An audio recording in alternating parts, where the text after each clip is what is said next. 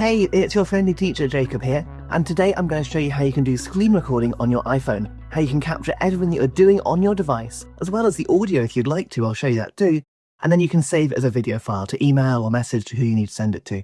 So all we're going to do is use our control center by swiping down from the top right-hand corner of your screen.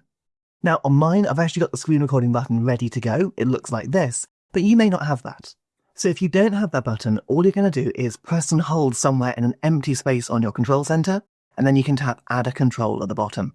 From here, I'm just going to search for screen recording, and you're going to see that button's appearing straight away. Tapping on that will add it to my control center, and I can actually drag and drop to reposition that if I want to, and I can even pull the corner out to make it slightly bigger. It can be nice making it bigger, because then you get the label next to the button to remind you what it does. One last really important thing to do here is to long press on the button, not just to tap it once. If you tap it once, you're going to start recording, which might be great, but you don't know if you're going to capture the audio or not, and sometimes you might want that, sometimes you might not.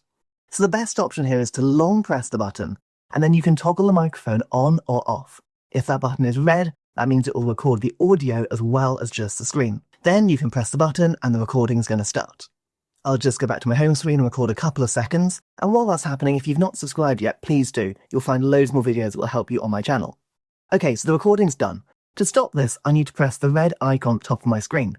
For me, it's in the dynamic island. For you, it might be in the control center. Then, when I tap on that button, I have the option to stop recording just like this.